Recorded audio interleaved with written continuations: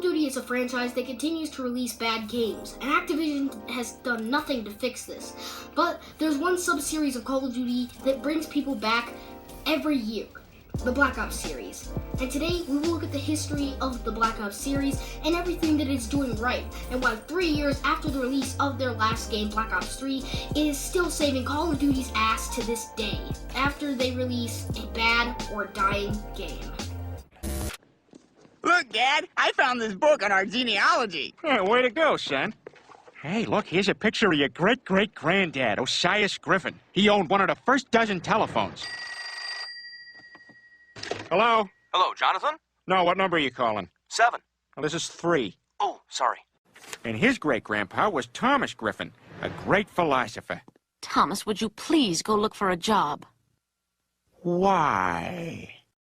Wow, that's cool. Go back even further, Dad. Okay, settle down, Spaz. In 1840, Nathaniel Nate Griffin used to groom horses. What the hell? Holy crap, I'm black!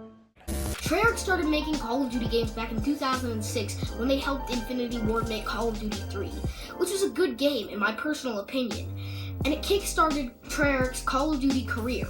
Then, they were tasked with making a World War II game in 2007, without Infinity Ward, as they were focused on Modern Warfare. So, in 2008, World at War was released, and it was a great game. It had a great campaign that was realistic, it was gritty, and well, it was great. It was everything a Call of Duty campaign should be. And then, there was multiplayer, which was basically COD 4's incredibly successful multiplayer, but in World War II setting. It was multiplayer done right. And then there was the additional mode of zombies. It's a mode that Treyarch is known for, and it will change Call of Duty forever. The zombies mode was unlocked after beating the World at War campaign. You were dropped in a small, foggy space with hordes of zombies coming at you. You were scared and defenseless. You didn't know what to do. You shot at the zombies, wasted your ammo, ran out of ammo, ran to a wall gun to pick it up, and it was scary. It was new. It was Treyarch.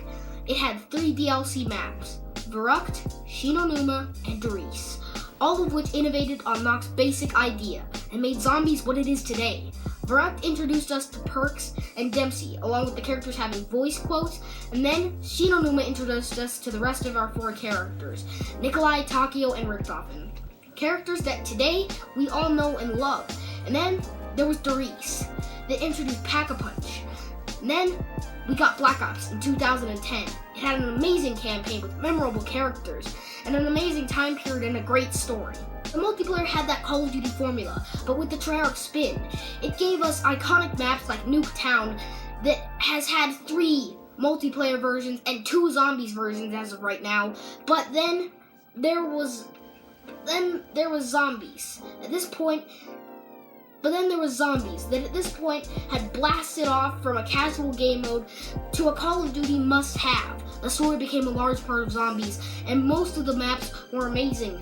Black Ops was the beginning of a Call of Duty savior. Then, in 2012, Black Ops 2 was released, and it shocked the players, being considered by some the best or second best Call of Duty game to ever be released. Some people saying that it's right behind Modern Warfare 2, and to get that close to Modern Warfare 2 is a true accomplishment.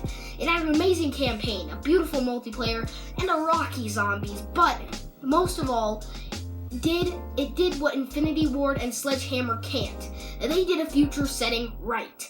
And then, 3 years later, in 2015, we got Black Ops 3, the game that time and time again has saved Call of Duty from death. Black Ops 3 out the gate was a failure. The campaign was horrible, the multiplayer was broken, but the zombies was perfect. After people got over the campaign and DLC 1 was released, multiplayer was fixed, and the game was going strong. The Messiah! He's gone! Where did he go?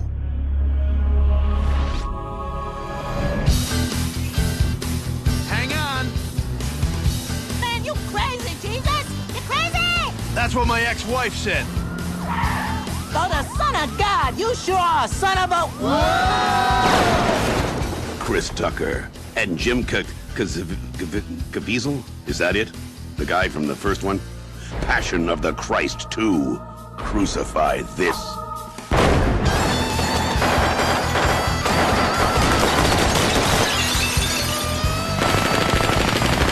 You know how to use one of these? You know how to use one of these? This July, let he who is without sin kick the first. Then, after all 4 DLCs of its game came out, and the trailer for IW was dropped, and before the game had even released, it had failed, so Activision acted quick. And before the release of the 3rd Infinite Warfare DLC, DLC 5 for Black Ops 3 was released.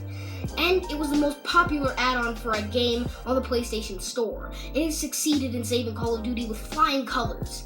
And then World War II came out, and it failed soon after launch for its many flaws. And then Black Ops 3 continued updating and adding weapons to the game, keeping people playing. And now, with World War II being close to its 3rd DLC, and it being a colossal failure, it looks like Black Ops 3 is coming in to save Call of Duty and Activision's asses again with a DLC 6. But how is Black Ops 3 doing this? Overconfidence is your weakness. Your faith in your friends is yours. Faith in your mama. What was that? I said, your mama's so fat, Jabba the Hutt said, damn! Well, your mother's so ugly, she put the ugg in ugg not. Your mama fight. Your mama's so stupid, she spent all day saying, am not to R2. Your mother is so fat that Ben Kenobi said, that's no moon. That's your mama. Your mama's so dumb, she thought Jar Jar comes with pickles. Your mother is so stupid, she thinks a lightsaber has fewer calories. It's light. It's light, like light means that there's not a lot of calories and it's good for your body. That's how stupid your mother is. Your mama is so stupid, she went to Bangkok to get a TIE fighter. And Luke wins. What are you doing? What are you doing? Put me down! This is one of the many reasons that people stick with Black Ops 3, even now 3 years after its release. Compared to Infinite Warfare with its incredibly silly setting, it feels like Disney made a Call of Duty game. And World War II is trying to be too serious and gritty, but it feels weird. Black Ops 3 has that Treyarch feel. It isn't too serious, but it isn't too silly. It is what I like to see in a Call of Duty game. It has what I like to call the Treyarch shader. The games look nice and colorful, but not like Infinite Warfare.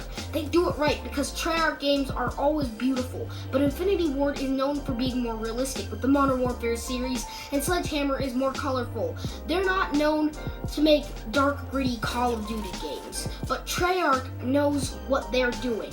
They know how to make a good Call of Duty game, and they continue to do just that.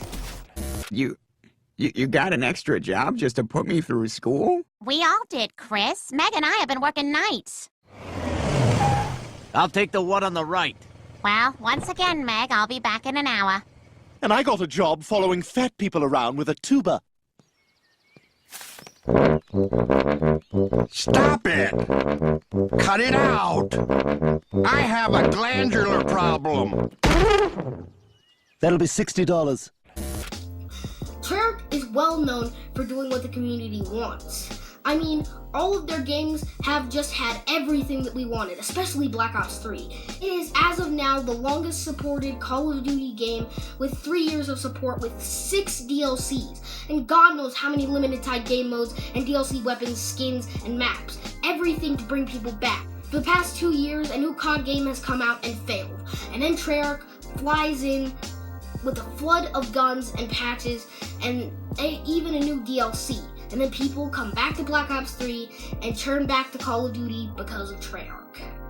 Elaine and Janet have their little lunch clique, and of course, I'm not invited. Seems like you're doing everything and they're doing nothing. Well, I don't know, but what I do know is that in the staff meeting, Christina said my inventory system wasn't feasible. She's But obviously threatened by when the you. sales manager came back in It's the room, ridiculous, she and I told him the support you idea fully. as if it was hers. You can't let and them then get to Teresa you. acts like she's They're friends jealous with of me, what but you there's a have. coldness there It's that I nothing don't to do trust. with you and everything I to have do never with them. seen her eat anything. Only you can prevent forest fires. Treyarch has set themselves apart from the other Call of Duty developers. In many ways, and the first reason, they listen. Over the years, they have listened to people and what we want. They gave us better zombies maps, patches, updates, and all over support for their games. They don't throw the game out the door and disappear like Infinity Ward or Sledgehammer. They listen to feedback, and they update the game accordingly. Like when we wanted a DLC 6, we got it. When we wanted the PPSH of Black Ops 3, we got it. When we wanted a bug fixed, it was fixed. When we wanted DLC 6, we got it. Whenever we want something removed or added, they listen. They watch all of the videos on glitches and fix as many as they can with a new patch, and they have for years now. They've updated the game to what we wanted, and it's kept us playing. I'm done with my gum. I don't want it. But I'm done with it. Peter, shh. I'll take it. I'm done with this gum now. I don't want it. But I'm done with it. Treyarch, unlike all other Call of Duty developers, release a complete game. Infinite Warfare was a disaster. The multiplayer and zombies were broken, riddled with glitches, and the game-breaking weapons and exploits that wouldn't be fixed until almost a year later. The game was released with no leaderboards. It was a game that seems like it needed an extra year before release. It took almost 3 DLCs to be even close to a completed game. It was almost a year and a half later that we got leaderboard. Then the same thing happened with World War II. It released incomplete. Glitches in headquarters were everywhere, from getting out of the map to breaking emotes and spawning into headquarters, and instead of seeing the 48 players like promised, we saw what looked like a Fallout game with you being the only person there.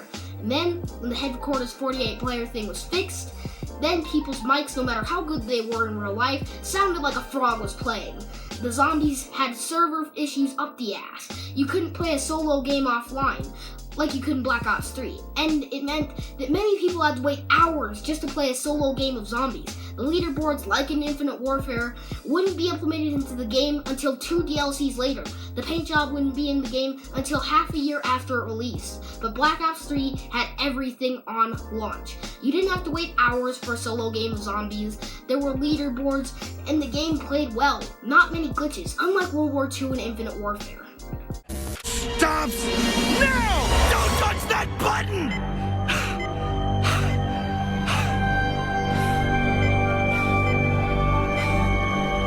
Dipper, just back away! Please don't press that shutdown button. You gotta trust me. And I should trust you why? After you stole radioactive waste? After you lied to us all summer? I don't even know who you are! Look, I know this all seems nuts, but I need that machine to stay on. If you just let me explain. Oh no, brace yourselves!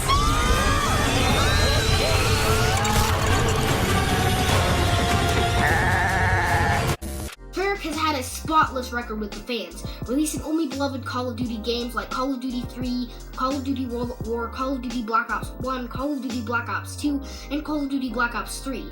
Infinity Ward has released loved games like Call of Duty 1, Call of Duty 2, Modern Warfare 2, and Modern Warfare 3. But it has also released trash games like Ghosts and Infinite Warfare. Sledgehammer has released only trash games like Advanced Warfare and World War II. Treyarch has had the best games, with great campaigns and memorable characters, with multiplayers that are supported, and have all the features that we want on launch, with game modes like Sticks and Stones and One in the Chamber.